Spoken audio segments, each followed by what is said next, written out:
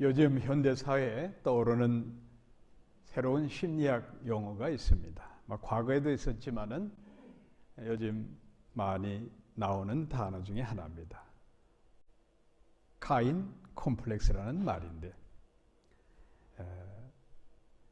남과 비교해서 열등감을 느끼고 그 후에 느껴지는 외상 후 스트레스를 받는 장애로 이렇게 규명을 합니다. 카인 콤플렉스는 더 많은 부모의 사랑을 차지하기 위해 형제간에 나타나는 그 적개심, 거기서 나타나는 용어인데 어찌 보면은 신학적 용어가 더 맞지 않나 생각이 듭니다. 우리가 잘 아는 창세기 4장에 보면 아담의 아들 가인과 아벨이 태어납니다.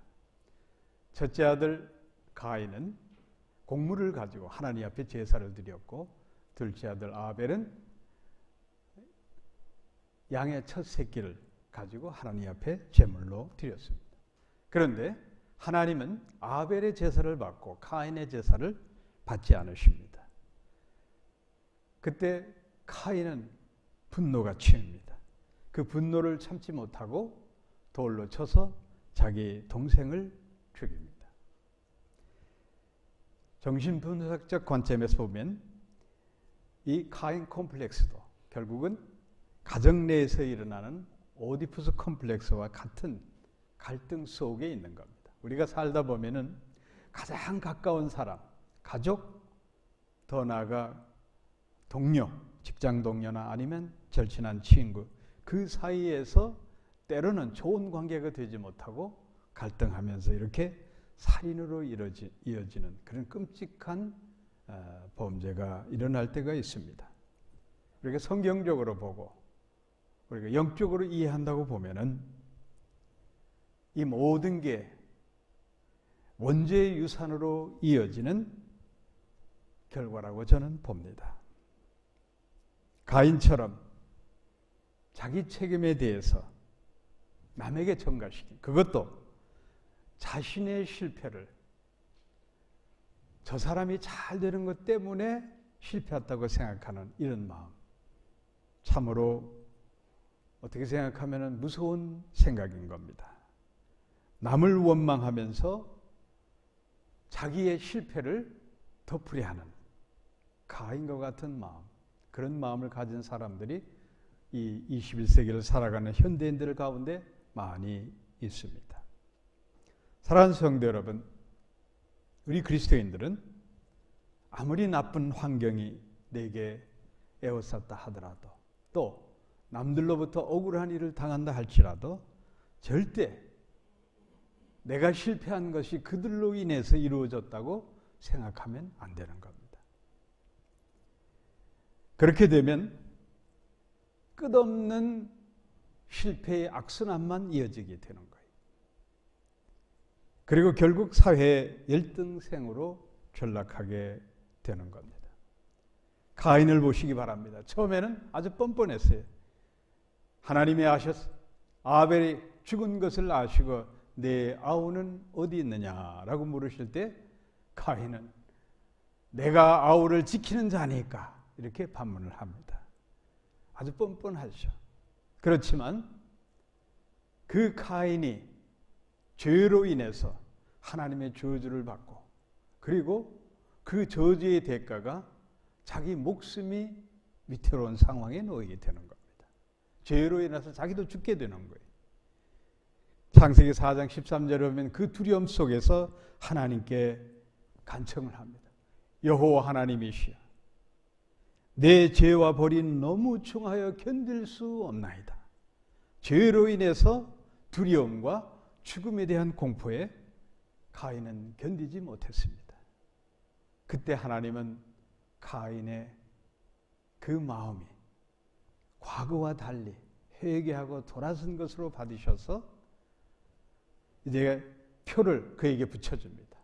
어떤 편지는 모르지만 하나님이 가인에게 분명하게 남들이 뚜렷하게 볼 수 있는 그 모습을 세워주시고, 가인을 죽이는 자는 7배나 더한 벌을 내가 내리리라 카인의 생명을 건드리지 않도록 그렇게 하십니다. 사랑하는 성도 여러분, 우리는 카인의 실패를 거울 삼아서 우리 자신을 한번 돌아다 봐야 됩니다. 이 세상에 처음부터 실패를 염두에 두고 그리고 어떤 일을 시작하는 사람은 거의 없습니다. 모두가 성공을 위해서 일을 시작합니다. 그 성공을 위해서 온갖 노력을 다합니다. 그런데 결과는 실패합니다. 하지만 여러분, 실패한 원인을 깨끗하게 인정하고 그 실패를 거울 삼아서 처음부터 다시 시작하면은 실패가 아니고 기회가 될 수가 있는 겁니다. 그런데 대다수 사람들은 자기 실패를 항상 남 탓으로 돌리는 겁니다. 그래서 그 실패의 악순환이 거듭되게 되는 겁니다. 그리고 과거의 그 실패를 잊지 못하고 마음의 여운이 남아서 미련 때문에 새로운 출발을 못하는 아쉬움이 있는 겁니다. 저는 한국 트롯 가요 가사 내용을 알고 싶어서가 아니라 버스고 길거리고 요즘은 뭐 각자 헤드폰을 끼고 듣지만은 옛날에는 그냥 길거리에 유행가가 쫙 깔려다닙니다. 그래서 나도 모르게 귀에 이렇게 익숙해져 버려요. 그 한국 트롯 가요 가사 내용을 보면은 정 때문에 미련 때문에 하여튼 그 아쉬움을 돌이키지 못하는 거예요. 예? 한 번쯤 뒤돌아 볼만도 한데 뭐 하여튼 그 아쉬움. 제가 이제 친구 목사님을 그 한국의 그 햄버거집 비슷한 그 롯데리아라는 곳에서 잘못 만나가지고 한 2시간 이상을 기다렸어요. 지금처럼 모바일이 있던 시대도 아니에요. 한국에 처음 나갔을 때. 그런데 그 목사님을 기다리면서 자그마치 한 3시간을 기다린 것 같아요. 근데 계속 팝송인지 로큰롤 뮤직인지 모르지만 설마 했던 내가 나를 버려. 하여튼 내 그 가사가 계속 나오는 거예요. 그래서 나도 모르게 외워져 버렸어요. 그러니까 그 미련과 분노를 그냥 털어버리지 못하고 그걸 그냥 노래로 부르는 거예요. 자, 여러분, 우리는 알아야 돼. 과거에 좋았던 일, 나빴던 일, 성공했던 일, 실패했던 일 다 덮어야 되는 거예요. 그리고 과거는 과거로 돌려요. The past is past. 과거는 과거에.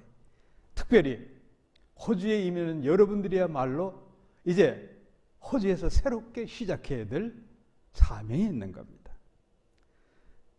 여러분 한번 돌이켜보세요. 내가 아무리 한국에서 인류대학을 나오고 좋은 직장에서 또 대접을 받고 그래서 남들이 선망하는 그런 지위에 올랐다 하더라도 호주 와가지고 영어 한마디 못하면 아무 쓸모없어요. 여러분. 내가 왕년에 이런 사람이다. 알아줄 사람 아무도 없습니다.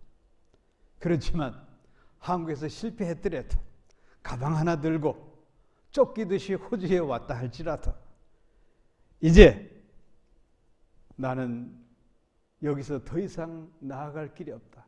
이제부터 시작이다. 그렇게 시작하는 사람은 호주에서 성공할 수가 있습니다. 여러분들이 이민생활 하다 보면은 참 애로사항이 많고 힘든 점이 많습니다. 그런데 저는 여러분들께 호주를 개척한 지금으로부터 200년 전에 이 땅에 온 영국 화이트 앵글로 초기 이민자들을 생각하면 그건 배부른 소리예요. 여러분. 영국 해군 탐험가 제임스 쿡 선장이 지금 시드니 공항 많이 있는 보타니 베이에 1770년 4월 29일 날 도착하는 거예요. 그게 호주의 역사의 시작이 되는데 영국 왕실은 제임스 쿡 선장의 보고를 받고 이제 거대한 대륙이 호주를 영국 식민지 국가로 세울 계획을 세웁니다. 그래서 초대 총독 아서 필립에게 죄수 1,500명, 수송선이 6척이었고, 그리고 영국 해군 전함 2척, 그리고 3척은 필요한 화물선을 싣고 1788년 1월 26일 시드니 하버만에 도착을 합니다. 그게 호주 역사의 장이 열리는 거예요. 시드니라는 이름이 그때부터 생기게 되는 거예요. 원래 초대 총독을 호주 총독이라고 부르지 않고 시드니 총독이라고 불렀어요. 필립 아더, 이 해군 제독이 당시에 영국의 내무장관이었던 로드 시드니 경의 이름을 따가지고 시드니라고, 그의 이름을 따서 시드니라고 부르게 된 거예요. 그렇게 해서 시작하는 게 호주 역사인데, 그 출발점이 어디냐면 서클러 키예요. 서클러 키. 이 서클러 키에 영국 사람들이 와서 이제 시작을 하는데 너무너무 힘들었어요. 그리고 좀 더 나아가서 오늘 우리 한인타운에 있는 스트라스필드까지 개간을 하면서 땅에 소출 좀 얻어가지고 먹고 살고, 그리고 육류 고기라는 거는 귀했던 거예요, 여러분. 그 산토끼 잡아먹은 거예요. 그리고 풍토병에 걸려 죽은 사람도 많고, 그리고 먹을 게 없어 굶어 죽은 사람들도 있었어요. 그 당시 평균 수명이 150cm였어요. 여기서 태어나서 자란, 먹을 게 없어서 크지 못해. 요즘은 뭐 키가 장대하잖아요. 호주 사람들 등치 엄청 좋죠. 그렇게 아주 어렵게 시작을 한 거예요. 그리고 이제 서큘러 키를 근거로 해서 이제 점점 이제 서쪽으로 개척을 시작을 한 거예요. 우연하게 오페라 하우스가 지어진 게 아니에요. 호주 역사의 시점이 서큘러 키, 거기에 이제 200년이 지난 후에 호주의 새로운 역사를 만들고 싶어서, 그래서 지금 오페라 하우스 자리에 세계적인 유산이 되는 오페라 하우스가 탄생된 거예요. 여러분들 서큘러 키에 가서 우아한 식당에서 그냥 햄버거 시켜놓고 커피 쫙 마시지만, 그 자리가 호주 이민자들이 피땀으로 세워진 그런 곳인 것을 여러분 인식하고, 그리고 우아하게 먹으면서 감사합니다, 감사 기도 드리시길 바랍니다. 예? 예, 아멘은 안 해. 여러분 참 감사가 없는 것 같아요, 여러분. 예? 예? 이렇게 우리가 편하게 사는 거예요. 그 초창기 호주인들에 비하면 우리는 너무너무 좋은 혜택 속에서 잘 먹고 잘 사는 거예요. 그리고 편하게 사는 겁니다. 사랑하는 성도 여러분, 우리 그리스도인들은 개척자입니다. 오늘 제 설교 제목이 너는 개척자이다. 우리가 성경 역사를 보면은 우리 하나님의 사람들은 항상 개척자, 파이니어예요. 아브라함이 최초의 이민자예요, 여러분. 갈대우로 고향을 떠나서 갈 바를 몰랐다는 거예요. 하나님이 어디로 가라고 정해주지도 않았어요. 고향을 떠나서 가나안에 이르게 되는, 그래서 최초의 이민자가 아브라함이에요, 여러분. 그리고 100년이 지난 후에 이제 하나님께서 이스라엘 민족 전체를 적과 꿀이 흐르는 가나안 땅에 기업을 주기 위해서 모세를 부르시는 거예요. 호렙산에서 모세를 불러서 너는 내 민족을 이끌어야 될 새로운 사명을 주시는 그런 내용이 오늘 저희들이 읽은 출애굽기 4장 말씀입니다. 하나님은 모세를 통해서 하나님의 원대한 계획을 세우기를 원하셨어요. 그런데 이 모세가 머뭇거리는 거예요. 이런저런 핑계를 대는 겁니다. 하나님, 저는 나이가 들어서 80 아닙니까? 내가 뭘 하겠습니까? 애굽으로 가라고 하나님 명령했을 때 아마도 모세는 그 생각을 했을 거예요. 애굽을 탈출한 게 다른 이유가 아니잖아요. 애굽 군사를 쳐서 죽인 살인죄 때문에 정처 없이 동쪽으로 도망을 치다 미디안 광야에 정착을 하게 된 거예요. 그리고 이드로 장인 집에서 처가살이 하는 거지. 사실 모세란 사람을 한 인생으로 볼 때는 파란만장한 사람이에요. 애굽 사람들이 히브리 민족이 늘어나는 것을 두려워서 사내 아이는 무조건 나일강에 던진다. 모세도 나일강에 던져진 몸이에요. 차마 모세의 어머니가 죽일 수 없어서 그를 갈대 상자에 넣어서 후사일생으로 이름 자체대로 건져낸 자 아니에요. 구원받은 자. 생명을 건진 거예요. 그리고 하나님 축복 가운데 애굽의 바로의 왕자로 성장하고 그러다 살인죄 저지르고 그리고 정처 없이 도망쳐서 이드로 장인 집에서 처가살이 40년을 하는 거예요. 우리 옛말에 그런 말이 있어요. 보리 서말만 있어도 처가살이 안 한다고 그러는 거예요. 근데 요즘 우리 청년들은 처갓집 떡을 좀 많이 보려고 해. 여러분, 우리 청년들 얼마나 자존심 상하는 일인지 몰라. 그렇게 처가살이하고 그러다 보니 이 아내 시보라가 보통 여자가 아니에요. 모세가 애굽에 간다고 하니까 맏아들을 손수 차도를 날카로운 차도를 들고 할례를 시키고 피의 자식이 피의 아버지라고 삿대질을 하고 얼마나 모세를 괴롭히는지. 그래서 그런지 몰라도 모세가 이제 하나님 앞에 변명을 하는 거예요. 하나님, 저는 늙고 이제 말이 어눌합니다. 어눌하다는 말을 요즘 잘 사용하지 않는데 이게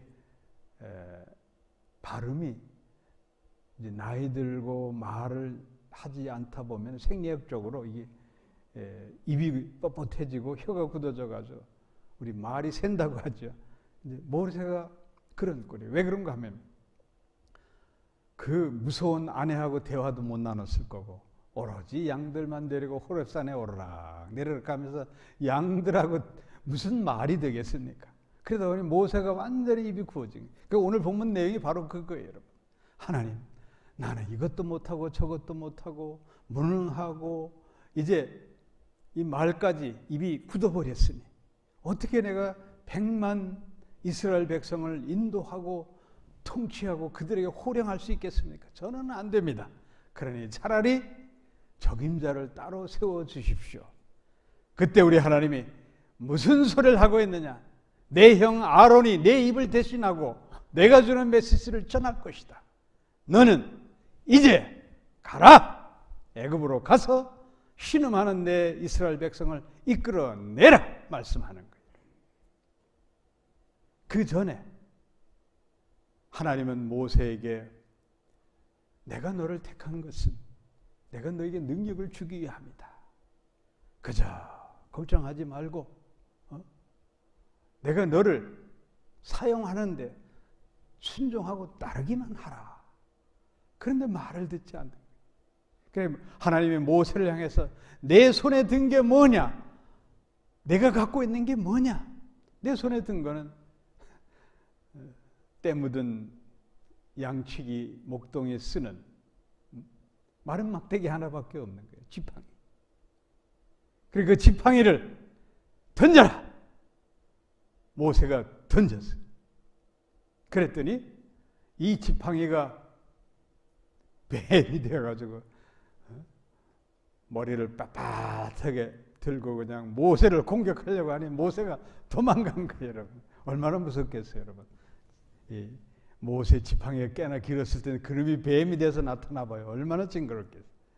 그러자 하나님이 꼬리를 잡아라. 그 하나님 말씀에 순종해서 꼬리를 잡았어요. 잡았더니 지팡이가 된 거예요. 또 그래도 모세가 마음을 돌리지 않으니까 하나님께서 모세를 향해서 내 손을 내 품에 넣어봐라. 품에 넣었더니 빼니 문둥병이 하얗게 변하고 말한 거예요. 다시 하나님 명령, 내 손을 다시 내 품에 넣어라. 넣었더니 어떻게 됐어요? 말끔한 손으로 변한 거예요. 여기 큰 의미가 있어요, 여러분. 이 문둥병은 히브리 민족에게 있어서는 하나님이 저주하는 불치병이에요. 그래서 그것을 문둥병의 딱정이 일구하는 것을 하나의 죄와 허물의 상징으로 보는 거예요. 그래서 문둥병자가 고침을 받으면 꼭 대제사장에서 보이고 확인받도록 하는 게 바로 그런 영적인 의미가 있는 거예요. 그리고 더 중요한 것은 하나님께서 이 두 가지 기적을 내가 바로 왕 앞에 가서 이제 행할 것을 예고편으로 보여주시는 거예요. 애굽 사람들에게 이 기적을 보여주어라. 그래도 말을 듣지 않으면 그때는 내가 하수, 오늘 성경에 하수로 나와 있는데 하수가 나일강에 물을 조금 떠서 육지에다가 부으면은 이 나일강이 쭉 내려오다가 카이로 가까이 가서는 이게 여러 갈래로 작은 강줄기로 변하게 되는 거예요. 그 나일강, 작은 강줄기로 수많은 강들이 피바다를 이룰 것이다. 그 피라는 것은 히브리 동사 다음에서 온 말인데 그건 멸망하다는 의미가 있어요. 그 피로 변한다는 건 뭐냐? 장차 내가 모세가 바로의 궁전에 가서 9가지 재앙을 해도 끝까지 말을 듣지 않죠. 맨 마지막에 행한 이적이 뭐예요?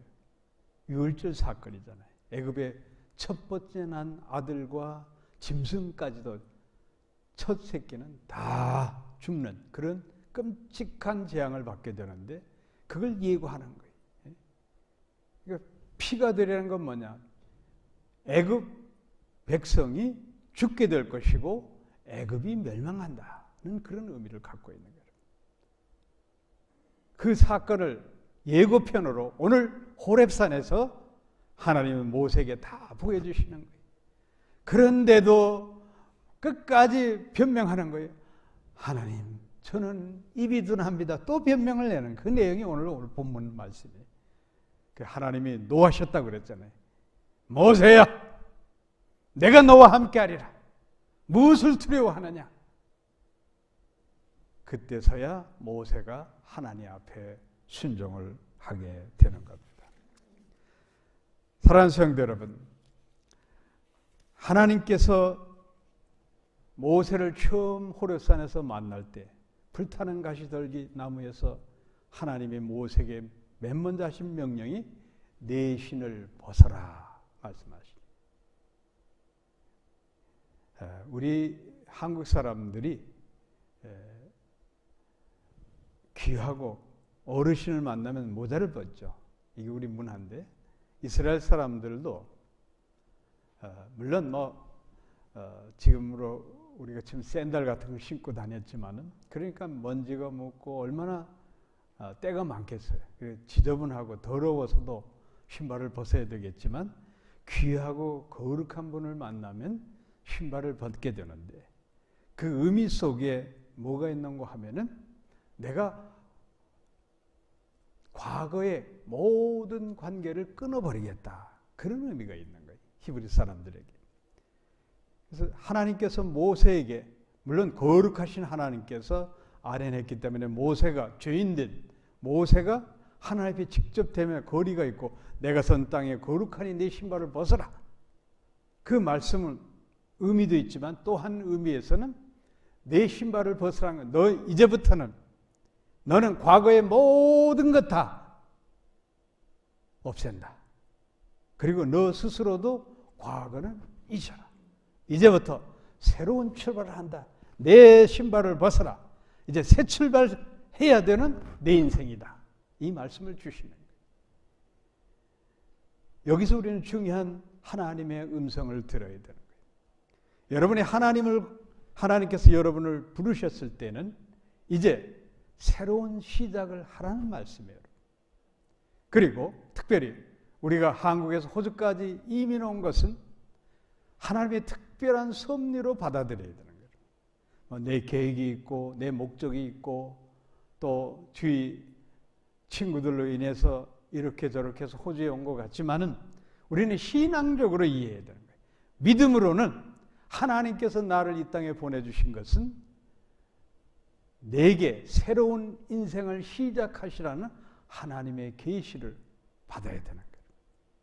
기도하면 응답이 있을 것입니다. 우리 그리스도인들은 특별히 모세를 부르신 그 의미 속에서, 호렙산에서 모세를 부르신 그 의미에서 우리 신앙도 되돌아봐야 되는 거예요. 모세를 신발을 벗으랬을 때 내가 과거에 실패하고 살인죄까지 저지른 모든 것 다 덮고 이제 새롭게 시작한다. 너를 위대한 하나님의 사람으로 거룩한 자로 내가 사용하리라. 하나님의 언약. 과거를 묻지 않으십니다. 우리 하나님은 여러분 과거를 묻지 않아요. 그런데 왜 감히 내 자신이 내 과거를 묻습니까? 네? 이제부터 시작하라. 그리고 돌이켜보면 나도 허물이 많고 부족하고 실수투성인 사람인데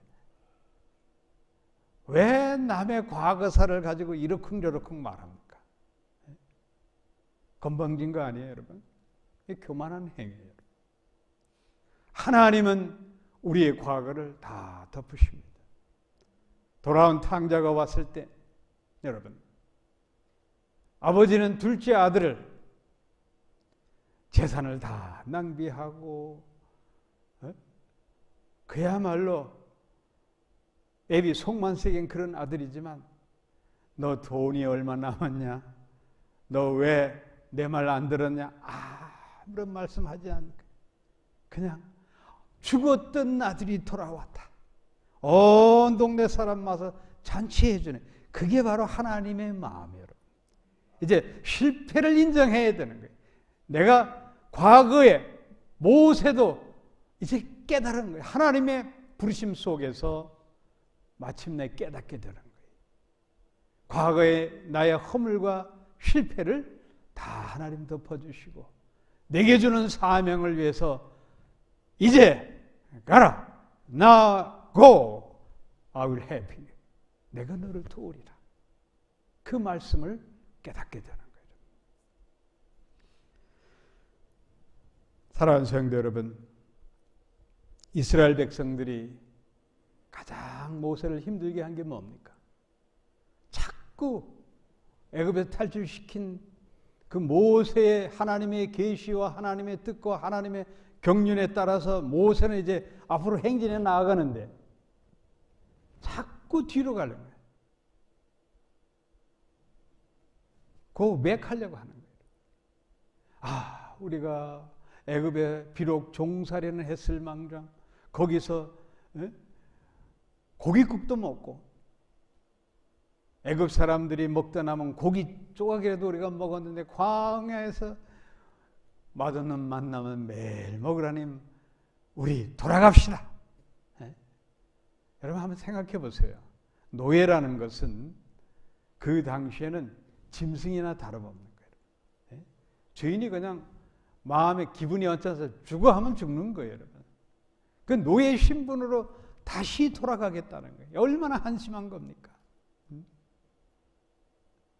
그리고 모세요 모세요 원망만 하다가 입방정 떨다가 여기에 애굽에 끌어묻힐 장지가 없어서 이 광야에서 우리를 죽게 하느냐, 여기에 데리고 나와서 여기에 묘자를 쓰게 하느냐 하고 모세요 모세요 원망하다가 하나님이 내가 들린 대로 하리라 말씀하는데 다 여호수아 갈렙을 제하고는 다 광야에서 죽어버린 거예요.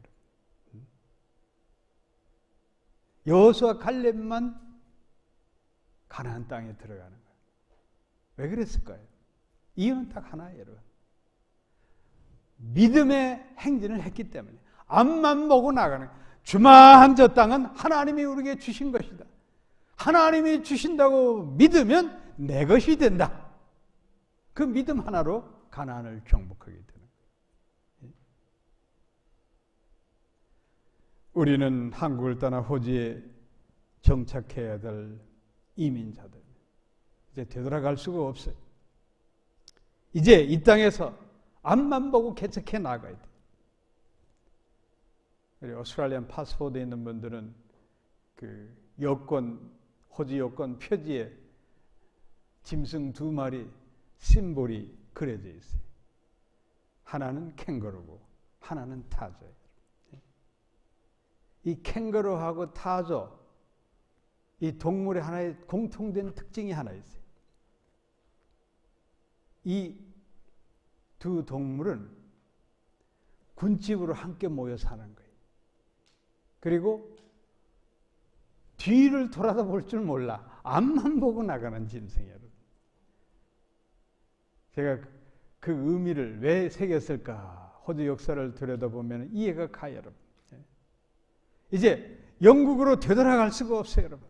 죄수의 몸으로 끌려와서 이제 더 이상 더 나갈 길이 없는 거예요. 여기에 모여서 여기에 개척하고 앞만 보고 개척할 길밖에 없었던 거예요.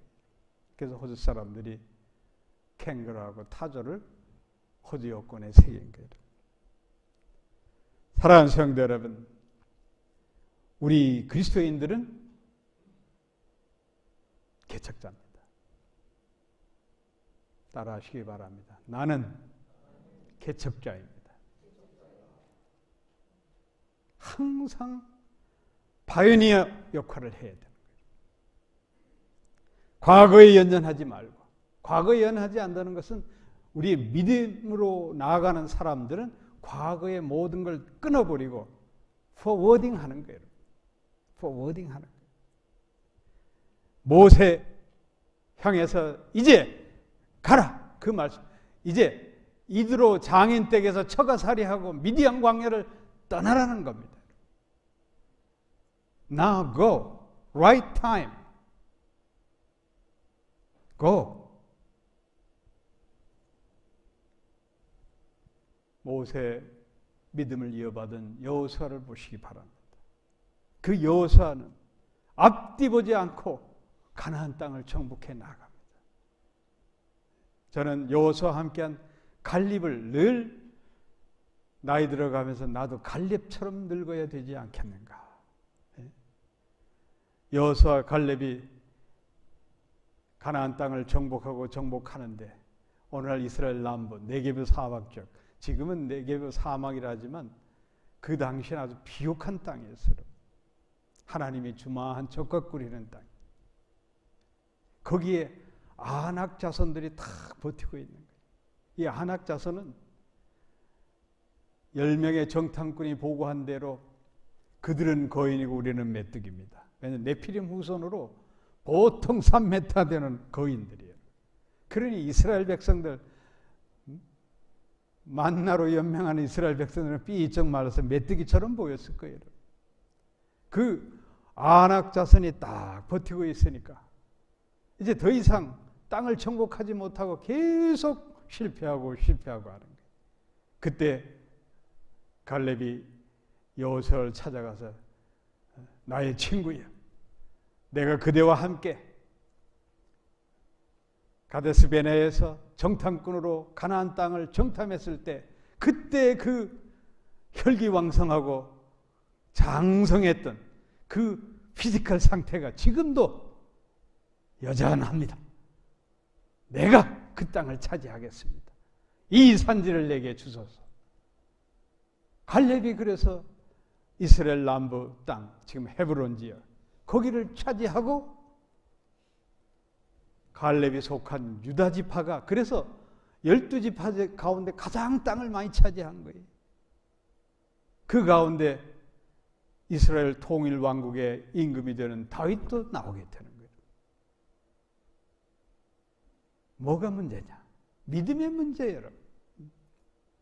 우리 앞에 여러 인생의 장애가 있고 자이언트 같은 거인들이 또 붙어있다 할지라도 여호수아 칼렙처럼 믿음으로 전진하면 우리 앞길이 형통하는 거예요.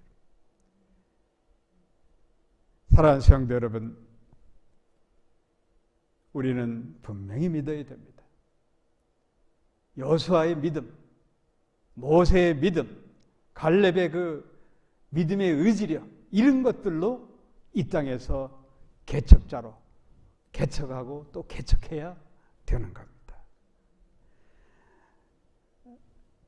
미국 LA가 꼭 시드니 날씨하고 너무 비슷합니다. 겨울철이 되면은 날이 이렇게 서늘해지면은 여기도 보면 여러분 웨트 입고 뭐 여기 에스키모 모자 쓰고 다니는 사람이 있는 반면 또 젊은이들은 그냥 완전히 가슴 다 내놓고 짧은 바지 입고 러닝하는 아가씨들도 많이 있죠. 천태마다 꼭 LA가 그래요, 여러분. 근데 거리에 어떤 노인이 웨트를 입고 발은 또 맨발이, 그리고 손을 하늘을 향해서 중얼중얼 하면서 왔다 갔다 하는 거예요. 그래서 딱 보면 실성한 노인이에요. 망령된 노인이. 근데 그 망령된 노인으로 보이는 사람이 누구냐? 유대인이었어요. 유대인 할아버지. 왜 그런 일을 하느냐? 유대인들은 여호수아서 1장 3절 말씀을 믿어요. 내가 모세에게 말한 바와 같이 여호수아에게 이제 하나님께서 가나안 정복을 앞두고 하는 말씀이에요. 내가 모세에게 말한 바와 같이 무릇 너희 발바닥으로 밟는 곳을 내가 너에게 주노니 하고 말씀하죠. 이걸 믿는 거예요. 그런데 유대인들은 그래서 왔다 갔다 하면서 하나님 이 땅을 내게 주시옵소서 하고 왔다 갔다 하면 그게 그 사람들 땅이 되는 거예요. 그래서 전 세계 땅을 다 차지하는 거예요. 시드니의 가장 비싼 동네가 이 본다이 정션으로 해서 동부 해안으로 쭉 내려가, 거기 다 유대인 촌이에요, 여러분. 가장 비싼 땅 다 차지하고. 옆에도 보면 그 높은 고층 짓는 그 메리튼 아파트가 지금 시드니에 많이 지어지고 있는데, 그 메리튼 창업주가 유대인이에요. 예? 내가 밟는 땅은 내게 주노니 뭐예요, 여러분? 하나님이 무슨 뭐 외국에 보증수표 줘서 땅 문서 준 게 아니잖아요. 믿음으로 받는 거예요, 여러분. 이 산지를 내게 주소서, 이 땅을 내게 주소서 믿습니다. 거기서 하나님의 역사가 일어나는 거예요. 사랑하는 성도 여러분, 모세가 호렙산에서 처음 주님을 만났을 때 나는 무능하고 아무것도 가진 게 없다고 발뺌한 거예요. 가장 중요한 걸 모세가 빼먹은 거예요. 바로 믿음이에요. 믿음의 자산을 모세는 깨닫지 못한 거예요. 하나님이 말씀합니다. 내 손에 든 게 뭐냐? 지팡이입니다. 그 지팡이가 이제 능력의 지팡이 된다. 애굽 바로 왕 앞에서 이제 뱀이 돼서 애굽의 술사들이 하는 그 코브라 뱀들을 다 삼켜버릴 것이고, 그 지팡이로 애굽의 하수에 대면 붉은 피로 변하게 되고, 그 지팡이로 악필이 가로막힌 그 거대한 바다 홍해가 있을지라도 그 바다를 지팡이를 내리면 60길로 갈라지리라. 하나님 역사 주시는 거예요.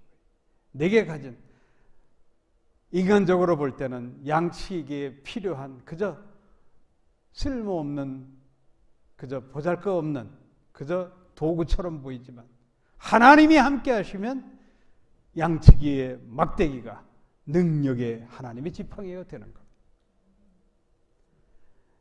하나님께서 출애굽기를 통해서 보면은 하나님이 모세에게 주는 명령어가 아주 단순하고 간단해요. 오늘 본 말씀대로 이제 가라. 지팡이를 던져라. 집어넣어라. 취하라. 부으라. 건너라. 들라, 낮춰라. 이 간단한 명령 속에 하나님의 계시가 있는 거예요. 잔말하지 말고, 잔머리 굴리지 말고, 내 지식과 경험에 연연하지 말고 나의 명령만 따르면 하나님의 이사와 기적이 일어난다. 사랑하는 성도 여러분, 하나님은 우리에게 믿음을 요구하십니다. 우리에게 요구되는 건 뭐냐? 믿음으로 내가 선 이 땅을 개척하라는 거예요. 우리 교회가 맥쿼리 한인교회입니다. 이 호주에는 이 맥쿼리라는 이름이 참 많아요, 여러분. 맥쿼리 처치도 있지만은 맥쿼리 유니버시티, 맥쿼리 하스피털, 맥쿼리 스트리트, 맥쿼리 뱅크, 또 포트 맥쿼리, 맥쿼리 타워, 뭐 엄청 많습니다, 여러분. 왜 그러냐? 이 맥쿼리란 이름이 레클랜 맥쿼리, 호주 5번째 총독이 이분이 아니었으면 뭐 이렇게 전 세계적으로 맥쿼리라는 이름이 알려지지 않았을 거예요. 그가 죽은 묘지에 스코틀랜드 고향에는 이렇게 새겨져 있어요. The Father of Australia. 오스트레일리아의 건국의 아버지다. 이렇게 새겨져 있는 거예요. 그렇게 해도 과언이 아니에요. 전임 총독들은 그분이 1800 중엽 한 1810년경에 이제 호주에 11년 동안 총독 생활을 했는데 그분이 호주의 온 총독들, 전임 총독들과 아주 대조적이었던 분이에요.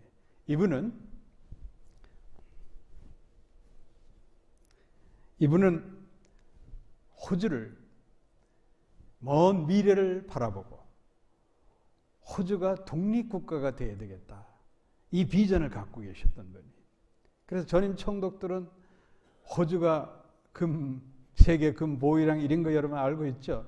금 많이 캐서 영국 왕실에 바치면 돌아가면 높은 자기 받고 여생을 보낼 그런 생각하는데 이분은 호주의 미래를 청산리를 만드는 거예요. 시드니 오늘날 도시 계획도 이분이 중심으로 만들어졌고 시드니에서 여러분 블루 마운틴즈나 저쪽 버트허스트 거기 가면 농장이 많은데 거기까지 열차길도 이분이 땄고 또 시드니에서 퀸슬랜드 연결하기 위해서 길을 닦고 개척하면서 간 포트 브리스벤하고 시드니 중간 사이에 포트 맥쿼리라는 데 있어요. 그래서 그 이름이 다 그렇게 붙여진 거예요. 그런데 이분이 가장 중요한 일을 한 게 있어요. 그게 뭔가 하면은 호주 처음에 아더 필립 제독이 1,500명의 제수를 데리고 왔는데 계속 그 후에 이제 제수들을 데리고 오는 거예요. 그 제수들을 데리고 이제 호주를 개척하는 거죠. 그리고 영국 왕실은 그 당시 아프리카나 이런 동남아시아에서 노예들을 잡아다가 그래가지고 팔고 해서 아주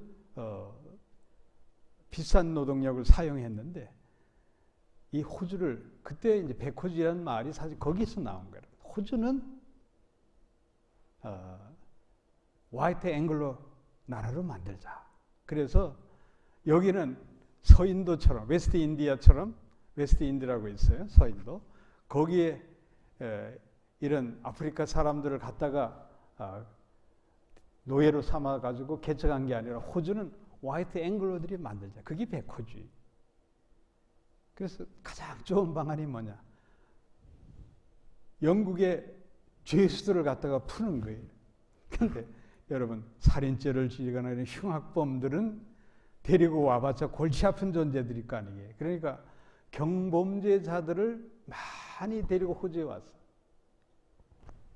그래 그 역사를 보면은 여러분들 톰 크루즈나 니콜 키드만 만든 호주 히스토리 영화 있죠? 그런 게 한두 개가 아니에요. 많은 사연들이 많아요. 영국에서 빵 하나 훔쳐먹은 그 경범죄로 호주까지 오게 되는 거예요. 예? 그래 와서 억울하게 호주의 개척자로 살아가는 그러면서 만들어진 게 오늘날 오스트레일리아예요. 근데 제가 왜 이 말씀을 하냐면 그런 상황에 있을 때에 이 레클랜드 맥쿼리 총독은 호주를 죄수들을 갖고는 유배지 나라가 아니라 죄수들이 자유를 누릴 수 있는 그런 나라로 식민지 국가를 만들어야 되겠다. 그래서 일정 기간 처음 와서는 죄수의 연한을 딱 정해가지고 몇 년 열심히 수감생활이 수감생활에서 감옥에 갇혀 있는 게 아니라 그냥 아무런 대가 없이 그냥 일하는 거지. 일하고. 그렇게 해서 그 기간이 끝나면 자유시민권을 주는 거예요. 그리고 땅을 나눠주는 거예요. 이 땅을 받아서 개척하라. 그래서 여러분 여기서 시드니에서 저 윈서로드로 쭉 올드 윈서로드로 올라가면은 밀버포스라는 데가 있어요. 거기 가면은 리치몬드 바로 옆인데 거기에 호주 개척자 마을이라는 게 있어요. 그 호주 개척자 마을이 생기게 된 건 뭐냐면 이 레클랜드 맥쿼리 총독이 5가정을 맨 먼저 시범으로 풀어준 거예요. 그 사람들이 요즘 이제 그 애쉬필드 거기서 땅을 개간하다가 거기까지 올라가서 땅을 받아가지고 이제 정착을 하게 되는 거예요. 그리고 거기에다 작은 교회를 하나 세워요. 세인트 매튜란 처치가 있는데 그때 그 맥쿼리 총독 가족들이 예배를 드린 거예요. 조그만 예배당이에요. 얼마나 감격스러운 일인지 몰라요. 이게 호주의 역사예요. 제가 맥쿼리라는 이름, 우리 교회 이름, 맥쿼리 하면은 개척자예요. 개척자. 여러분들은 특별히 맥쿼리 하나님께 속한 여러분들은 나도 개척자이다. 이 마음을 단단히 성경을 바탕으로 한 믿음으로 각오하시기를 축원합니다. 사랑하는 성도 여러분, 호렙산에서 4000년 전에 하나님이 모세에게 말씀한 이제 가라. 내가 너와 함께한다. 두려워 말라. 개척자가 되어라. 오늘 21세기를 살아가는 우리 지금 여기에 동일한 말씀을 하고 있는 겁니다. 이제 가라. 내가 너와 함께하리라. 두려워 말라. 너는 개척자이다. 모세의 위대한 하나님의 사명을 이어받은 여호수아에게 하나님은 말씀합니다. 무릇 너희 발바닥으로 밟는 너희 그곳이 네 땅이 되리라. 가나안 땅을 개척하라. 오늘 우리에게 동일한 말씀으로 무릇 내가 밟는 내 땅이 내 것이 되리라. 호주를 개척하라. 우리는 개척자입니다. 사랑하는 성도 여러분, 믿음으로 호주 땅을 개척하시기를 축원합니다. 우리 모두 개척자로서 이 땅을 하나님의 기업으로 삼으시기를 주 예수의 이름으로 축복합니다. 기도하겠습니다.